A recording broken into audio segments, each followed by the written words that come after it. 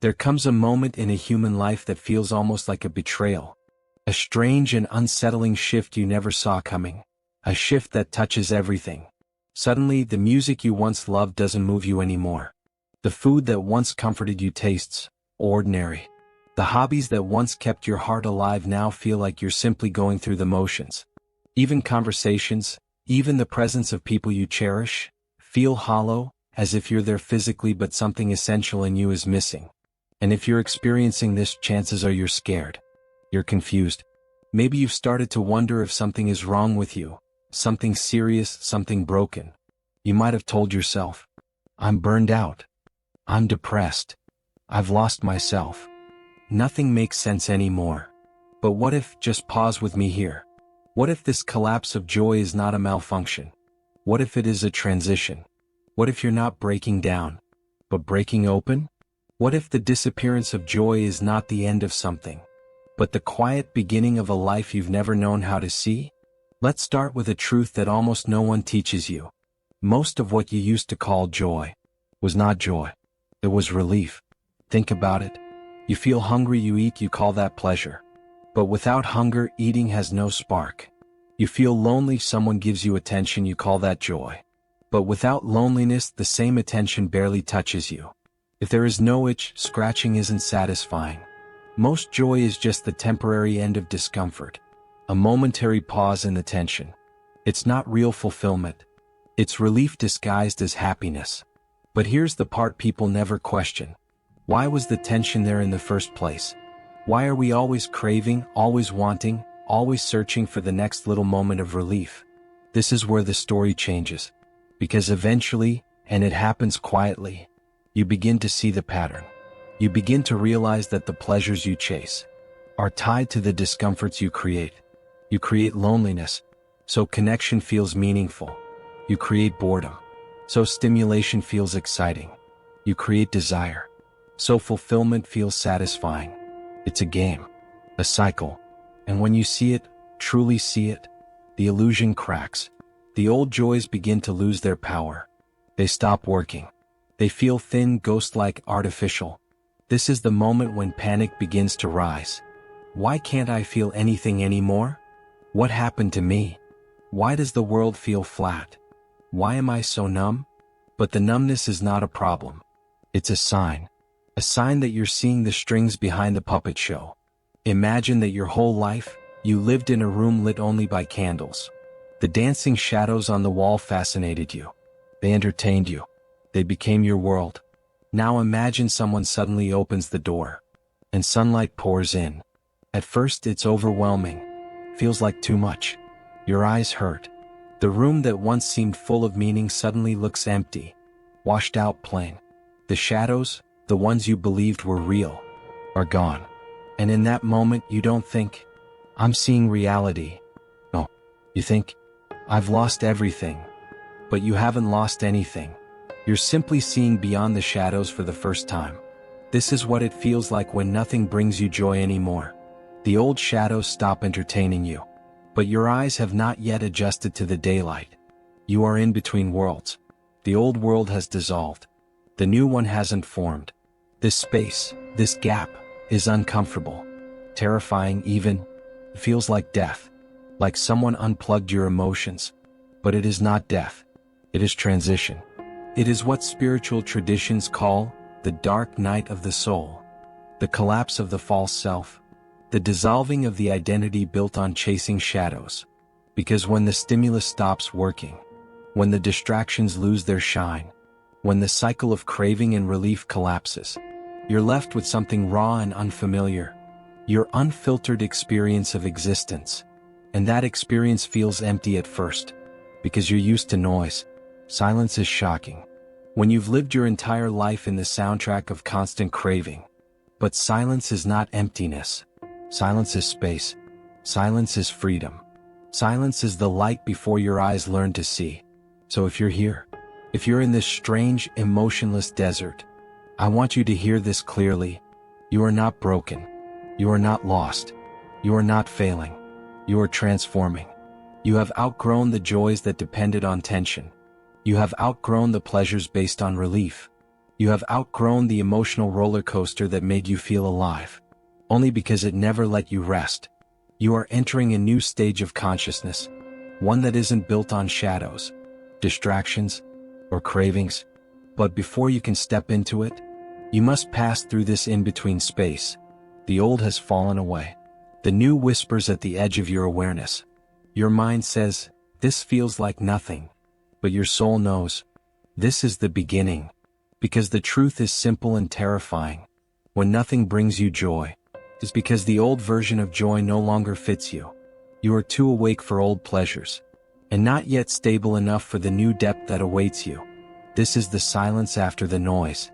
This is the moment before dawn. This is the breath before the transformation. You're not dying. You're waking up. Because when the old sources of joy collapse, it's not just your interests that fade. Feels like you are fading. Your identity, your motivations, the little excitements that used to pull you forward. They dissolve like mist under the morning sun. You wake up and feel nothing.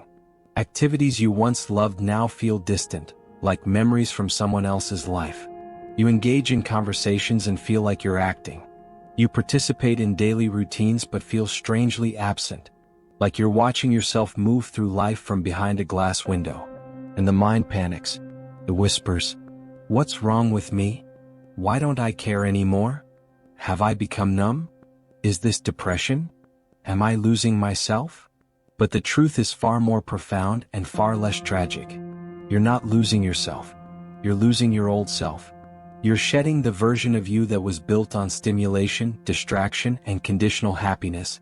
A version of you that relied on the roller coaster of desires and rewards to feel alive. Let's look at this clearly. Most people live in a constant loop. Want, pursue, obtain, feel relief, want again. They call this living. But it's not living, it's a treadmill. You run and run, yet nothing truly changes. You chase satisfaction, but satisfaction always dissolves. You achieve something, but the feeling fades and you need the next achievement to feel alive again. This is not joy. It's dependency. It's the emotional equivalent of drinking salt water. The more you consume, the thirstier you get. But when this pattern stops working, when the achievements lose their thrill, the relationships feel flat, the hobbies feel empty, and the distractions taste like cardboard, you're not broken. You've simply outgrown the game. The collapse feels painful because you're experiencing withdrawal. The same withdrawal any addict feels when their substance no longer numbs them. But you're not addicted to a chemical. You're addicted to your old way of being. To stimulation. To drama. To the highs and lows that gave your life emotional texture. To craving and fulfillment, tension and relief. Think about that for a moment. Most people aren't addicted to happiness. They're addicted to contrast. Happiness feels good only because sadness felt bad. Excitement feels powerful only because boredom felt heavy. Pleasure feels rewarding only because discomfort felt intolerable. Without the contrast, the highs stop feeling high. And that scares people. So they chase even more extremes. Louder music, more intense relationships, bigger goals, more dramatic experiences, hoping to recreate the excitement they've lost. But stimulation cannot revive growth. It can only distract from it. Eventually, the mind sees the trick. It recognizes the treadmill. And it refuses to keep running. This is where you are. You're not numb. You're sober. You're not apathetic. You're awakening. You're not empty. You're clearing space. But clearing space feels like loss. Because for the first time, you're facing life without the buffer of constant internal noise. Let's use a simple analogy. Imagine you've lived your whole life with loud music playing in the background. You never questioned it, it was always there. You danced to it, worked to it, slept to it. It became part of your identity. But one day someone turns the music off. Suddenly you're confronted with silence. A silence so vast it feels uncomfortable, even threatening. You think, something is wrong. The music is gone. But nothing is wrong.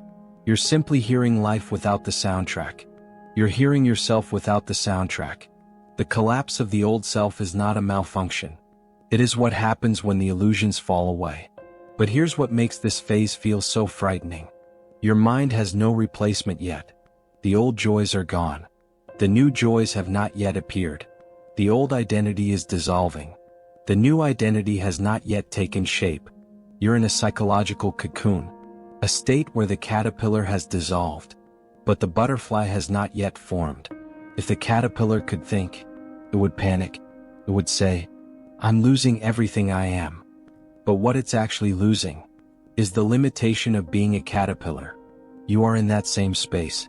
The structure that once held you, the motivations, pleasures, distractions, emotional patterns, is dissolving, and you mistake the dissolution for death. But it's not death. It's transformation. Here's where another realization becomes important. You cannot rebuild the old self. You cannot force the old joys to return. You cannot make life feel the way it used to feel. Trying to revive an outdated version of yourself is like trying to return to childhood. It won't work, and it shouldn't, because the self that is collapsing was never the final version of you. It was an early model, useful for a time, necessary for your growth, but ultimately too small for who you are becoming. You are entering a deeper mode of living, one that does not depend on stimulation, but on presence, one that does not depend on excitement, but on awareness, one that does not depend on seeking, but on seeing. But before you can see clearly, your eyes must adjust to the light, and that period of adjustment feels like nothingness, the boredom, the numbness, the flatness, the sense of being detached from life. These are not signs of failure. They are signs of expansion. When a snake sheds its skin, it becomes irritated and vulnerable. It hides, confused, unsure of what's happening. You are shedding your psychological skin, the protective layer of distractions and desires. You once used to navigate the world, and now everything feels unfamiliar. Good. You are stepping into a version of yourself that is no longer dependent on the emotional roller coaster of the past. You are learning to live without craving, without escaping, without chasing. You are learning to exist, and in that existence, you will eventually discover a new kind of joy, one not based on relief, but on reality itself. But that comes later. For now, understand this. The collapse of the old self is not a crisis. It is the beginning of true freedom. There is a point in this journey where the collapse slows down, where the emptiness becomes familiar enough that it no longer terrifies you, where you stop desperately trying to get your old life back, and begin, even if reluctantly, to accept that something irreversible is happening within you. This is the beginning of part 3. This is where the transition becomes transformation. Up to now, you've been in the phase where joy disappears, where meaning thins out like fog under a rising sun, where life feels like it has been stripped of color. It's the purification stage, the burning away. But now, something quieter starts emerging. Not joy, not excitement, not passion. Something more subtle. Something you almost miss because it doesn't announce itself. A kind of stillness, a quiet presence, a sense that although your old motivations are gone, you're not falling anymore. You're resting. But before we explore this new presence, you must understand the most difficult truth of this stage. You cannot go back. The old way of seeing life is simply no longer available to you. You've seen too much. You've grown too much. Your consciousness has expanded beyond the boundaries that once held you comfortably. Trying to return to your old joys is like trying to fit into clothes you've long outgrown. They don't fit, and forcing them only causes pain. You may try. Many people do. You may try to resurrect old interests, old identities, old patterns of excitement, old pleasures, old forms of escape, but they will feel thin, weak, artificial, as if you're acting out a script you no longer believe in. And that's because you're not the same actor anymore. You're not the same consciousness. You have outgrown yourself. But here's the turning point, the crucial pivot in part 3. When you stop forcing the old joys to come back, your eyes finally begin to adjust to the daylight. Let's return to that metaphor from earlier, the candlelit room versus the sunlight. In the beginning, the light is disorienting. It washes everything out. It removes the shadows, the drama, that once gave your life shape. At first you think, this is worse. I prefer the shadows. Of course you do. They were comfortable. They were familiar. They were yours. But now your eyes have begun their slow adjustment. You start noticing something surprising. The world isn't washed out. Your eyes were simply untrained. The daylight doesn't destroy reality. It reveals it. Where you once saw emptiness, you begin to see space. Where you once felt numb, you begin to feel stillness. Where you once felt lost, you begin to experience clarity. Not dramatic clarity. Not a sudden epiphany.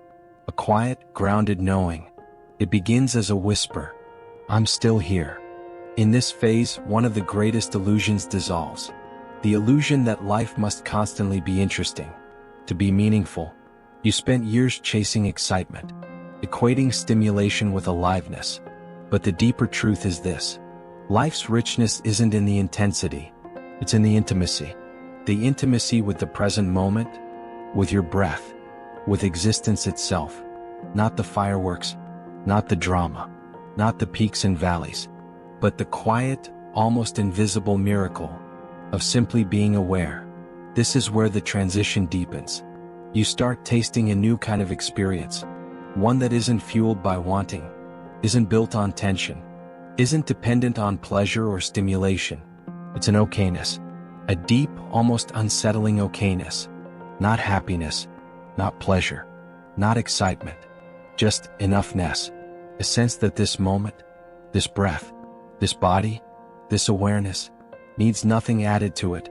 And this is where the mind begins to resist again. It says, okayness? That's it? I wanted bliss. I wanted spiritual awakening. I wanted fireworks. Of course, the mind wants ecstasy, not peace. It wants intensity, not reality. It wants to be entertained, not awakened. But look closely. What have excitement and entertainment ever truly given you? Except temporary escape? What has stimulation ever given you? Except a momentary departure from yourself? What if the peace you're tasting now is not a consolation prize, but the real joy you've been searching for your whole life? A joy so stable that it doesn't need conditions to exist. A joy that isn't the opposite of sadness and doesn't crumble in discomfort. A joy that comes from being, not from becoming. Now here is the conclusive truth of part 3, the realization that marks the end of the collapse and the beginning of rebirth. You are learning to see the world without the filter of desire, and that changes everything. When you no longer demand life to make you feel good, you start seeing life as it truly is. You begin to notice small things, details that were invisible to you before. The sound of wind through a window, the rhythm of your breathing, the texture of your thoughts, the simplicity of presence.